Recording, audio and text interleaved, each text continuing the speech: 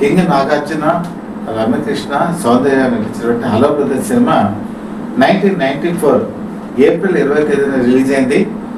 70 సెంటర్లో ఈ సినిమా 50 రోజులు ఆడింది.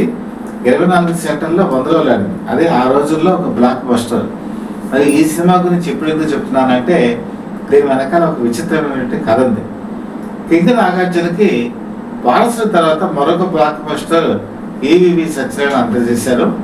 అదైతే సీరియస్గా ఉండే సినిమా అయితే వారసుడు అయితే ఒక కామెడీ ఛానల్లో తనకున్న స్టైల్ ఈవీవి సత్యనారాయణకి అదే కాబట్టి ఈ సినిమా అంతా కూడా హాస్యంగా వెళ్తుంది. నాగార్జున ఒక డిఫరెంట్ రోల్లో 2 రోల్స్లో కనిపిస్తారు. ట్విన్ బ్రదర్స్ అనమాట. ఈ ట్విన్ బ్రదర్స్ ఎవరంటే ఒకళ్ళేమో డాన్సర్, ఒకళ్ళేమో జేబు దొంగతనాలు చేసినట్టు వ్యక్తి. అయితే ఈ సినిమాకి ఇన్స్పిరేషన్ ఏంటని ఒకసారి మనం చూస్తే అప్పట్లో జాకీ చాన్ 1992లో ఒక సినిమా రిలీజ్ అయింది, ట్విన్ డ్రాగన్స్ అని చెప్పి, హాంకాంగ్ సినిమా.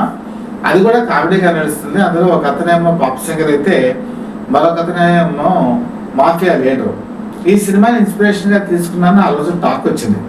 టాకే కాదు, అది నిజం కూడా. అయితే ఈ సినిమాని అల్లుకున్న తీరు ఏంటంటే ఈవీవి సత్యనారాయణ స్క్రీన్ ప్లే, నవ్వు పుట్టేసేటువంటి అంశాలు. పైగా ఈ సినిమా చాలా వైవిధ్యభరితంగా ఉంటుంది.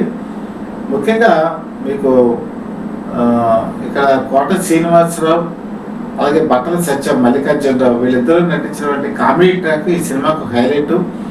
చివరికి వృత్తి ధర్మంలో తను చాలించినటువంటి మల్లికార్జునరావు చూసి కోట శ్రీనివాసరావు ఇచ్చే సన్నివేశాలు కూడా ఈ సినిమాకి ఒక ప్లస్ పాయింట్గా మనకి అనిపిస్తుంది. సినిమా చాలా బిగుగా నడుస్తుంది.